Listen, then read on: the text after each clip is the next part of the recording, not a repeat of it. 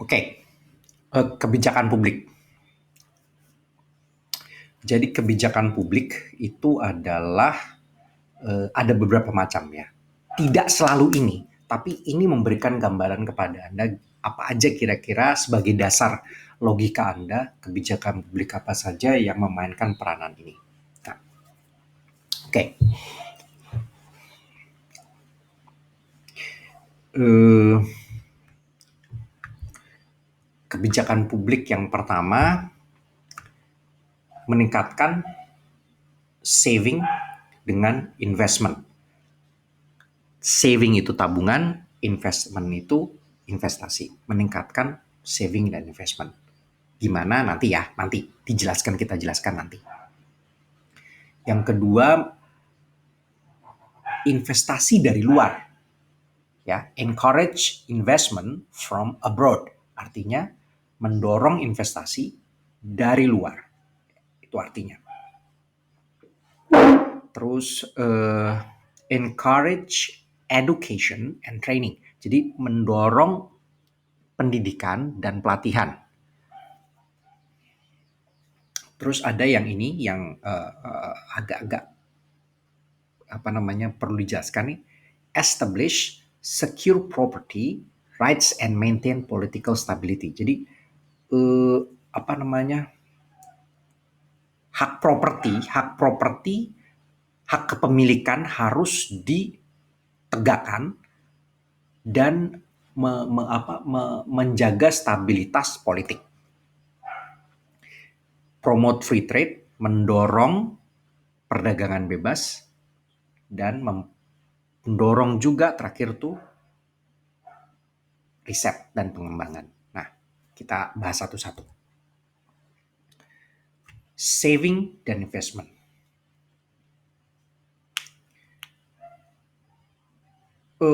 Ideasnya seperti ini.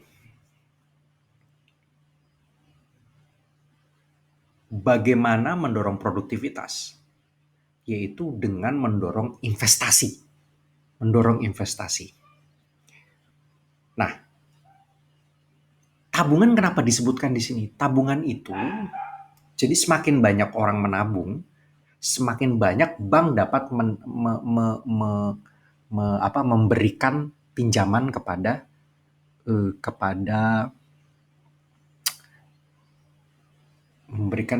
kepada pemilik modal yang ingin membangun pabrik-pabrik ataupun itunya. Tapi kalau bank tidak memberikan pinjaman itu juga bahaya. Jadi harus ada dana yang digelontorkan ke masyarakat untuk memberikan fasilitas investasi. Makanya pemerintah benar-benar investasi ini UMKM terus untuk digalakan, dipermudah fasilitasnya untuk meningkatkan produktivitas ini, supaya naik. Nah, ini caranya. Bagaimana sih kalau hubungannya dengan tabungan supaya kebijakannya supaya tetap orang lebih memilih investasi daripada tabungan. Bunga tabungan yang dikecilin sehingga orang lebih memilih investasi. Nah, itu hubungannya, saving and investment. Ya.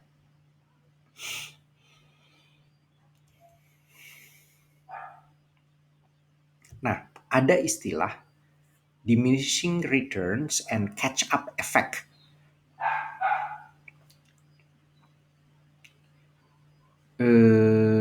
Dari mana ya saya menjelaskan lagi nih.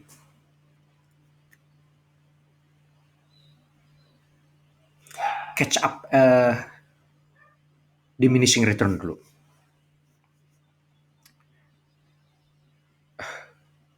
Jadi diminishing return itu adalah gini. Kalau misalnya modalnya terus bertambah, capitalnya terus bertambah, outputnya juga pasti banyak kan? Modalnya bertambah, outputnya pasti nambah. Tambah modal lagi, tambah output lagi. Tapi modal yang bertambah ini modal yang bertambah ini semakin lama tambahannya, ingat tambahannya semakin lama semakin kecil. Sehingga makin lama cenderung tidak bertambah secara signifikan. Contohnya gini, contohnya gampang. Diminish itu semakin lama semakin menurun. Ya. Tingkat pengembalian yang semakin lama semakin menurun. Contohnya yang paling gampang untuk dijelaskan kalau soal diminish ini dengan logika seperti ini. Kamu lapar sekali nih. Kamu datang ke sebuah restoran, KFC misalnya. Kamu makan. Ayam yang pertama, kepuasan kamu terhadap ayam yang pertama 10. Levelnya sampai 10, 10. Tinggi sekali. Kamu puas sekali, merasa enak sekali ini ayam. Kamu merasakan ayam yang kedua dong. Merasakan ayam yang kedua, kepuasannya pasti di bawah yang pertama karena kamu udah mulai full, mulai kenyang. Contohlah 8. Ayam yang ketiga, kamu udah mulai 6. Sampai kamu udah bener-bener ayamnya tambah banyak, tapi kepuasan kamunya semakin menurun, diminish, makin menurun perlahan-lahan. Nah, produktivitas juga gitu. Ketika modalnya ditambah, nih kita balik ke permasalahan kita. Ketika modalnya ditambah, outputnya naik 10. Modalnya ditambah lagi, outputnya berkurang kenaikannya. Outputnya ini kan 10, dari 0 sampai 10. Lalu ini dari 10 sampai 18. Jadi outputnya berkurang jadi 8. Lalu berkurang terus menerus. Nah itu diminish. Jadi karena adanya diminish ini,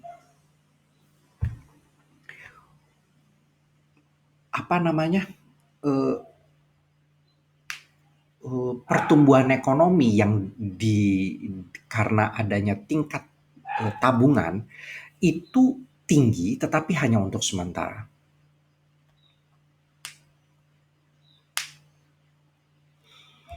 Ya. Nah, kalian bisa lihat di sini.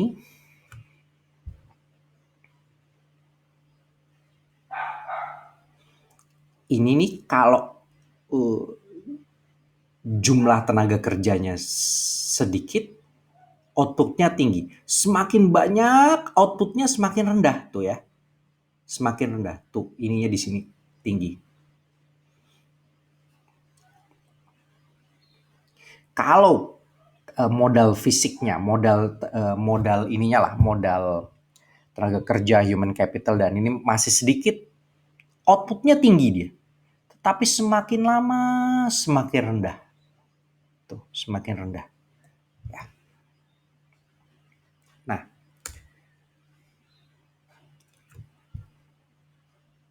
catch up effect adalah ketika sebuah negara yang miskin itu mempunyai pertumbuhan yang tinggi gara-gara diminishing return tadi yang tinggi ya, sedangkan negara maju pertumbuhannya lebih kecil.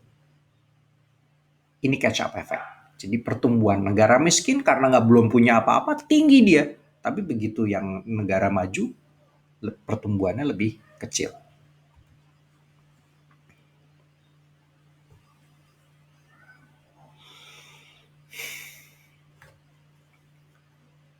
Hal yang kedua adalah investasi dari luar.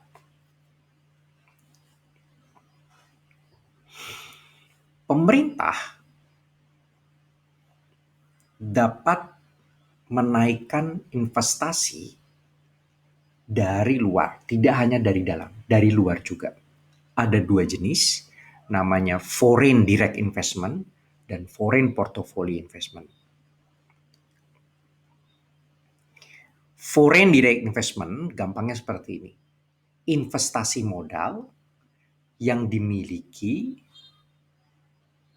dari pihak luar ke dalam. Jadi pihak luar tanam modal di sini. Dimiliki dan dioperasikan oleh pihak luar. Itu foreign direct investment. investasi modal yang dimiliki dan dioperasikan dari pihak luar. Tapi di dalam ya, di negaranya kita, Indonesia. Foreign portfolio investment, investasi yang didanai oleh uang dari luar, tetapi dioperasikan oleh negara yang dimasukin, jadi negara lokal. Jadi dua perbedaan itu. Yang satu dioperasikan dan didanai dari luar, yang satu didanai dari luar tapi dioperasikan di dalam. Itu ingat.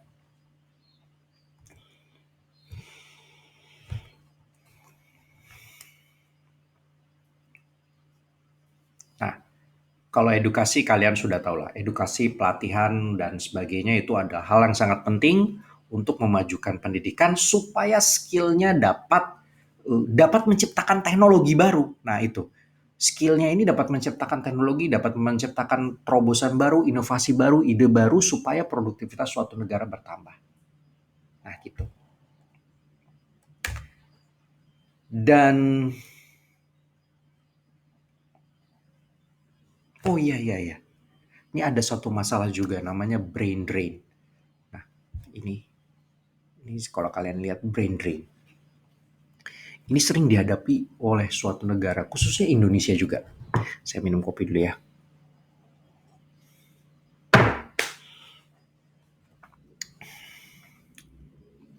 Brain drain ini orang-orang pinter dididik di Indonesia, dididik di sekolah yang di luar negeri dan untuk kembali ke Indonesia untuk bekerja di Indonesia, maksudnya untuk supaya dia bisa generate new ideas, memberikan ide baru, inovasi baru, tapi malah dia kerja lagi di luar. Nah, itu brain drain. Jadi perginya orang-orang pinter di Indonesia ke luar negeri karena macam-macam ya. Dia merasa bahwa di luar negeri lebih good gitu loh, salary-nya dan sebagainya.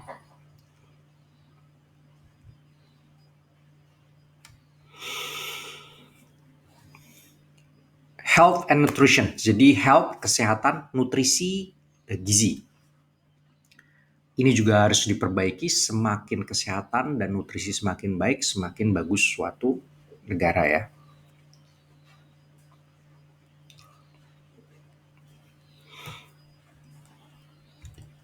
Itu logikanya gampang, property right dan political stability. Property rights tuh kayak misalnya hak kekayaan intelektual. Kalau sudah capek-capek memproduksi suatu barang, ada ide suatu teknologi, lalu dijiplak dengan gampangnya, itu akan menyusutkan yang namanya kreativitas lagi, menyusutkan orang juga males. Gampang sekali uniknya gampang sekali dijiplak. Males dia untuk berproduksi kembali dan itu menurunkan produktivitas. Begitu juga political stability. Kita mau produktif tapi negaranya perang terus, ya ampun, ya nggak bisa dong produktif lagi. Nah, gampangnya seperti itu. Property rights tuh hak kekayaan intelektual dan sebagainya harus didorong untuk ada. Stabilitas politik juga harus ada supaya ekonomi lingkungan inovasi lingkungan produktivitasnya mendukung untuk menjadi produktif. Nah, gitu.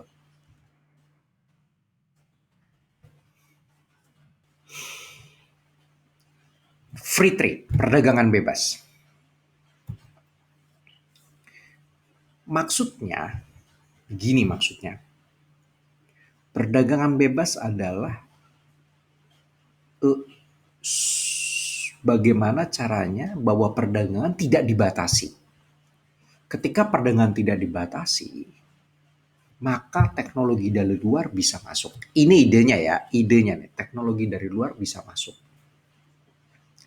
Lalu kita bisa bersaing dengan teknologi dari luar tersebut. Barang-barang kita bisa nggak hanya bisa dijual di Indonesia, dijual di seluruh negara juga bisa gitu lah. Jadi pasarnya akan semakin banyak sehingga maju negaranya untuk memproduksi barang tersebut. Nah, idenya seperti itu. Banyak drawbacks itu negatifnya. Nanti akan saya ceritakan negatifnya dari free trade. Eh, apa namanya di video selanjutnya. Selesaikan dulu ini research and development, riset dan pengembangan riset. Ini buat teknologi khususnya, semakin banyak risetnya, semakin maju risetnya, semakin teknologinya bagus dan bisa menambah produktivitas, itu maksudnya.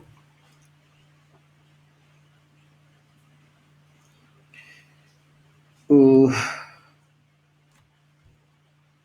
yang terakhir adalah pertumbuhan populasi.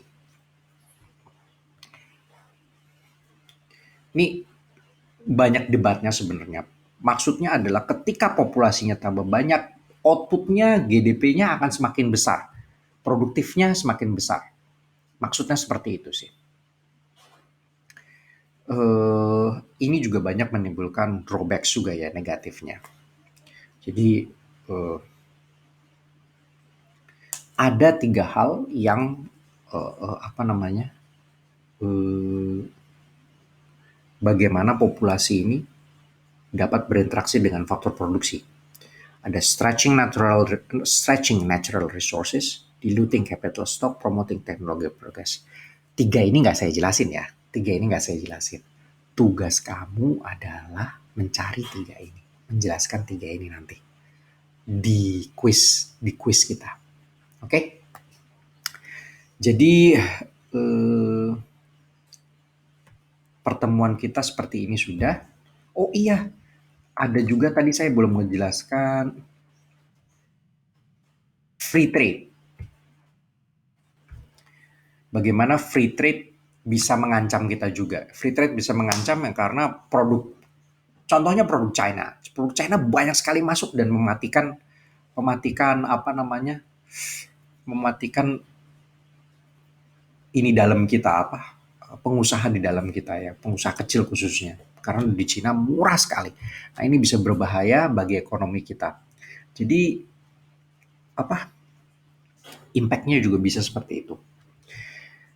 Oke, sampai sini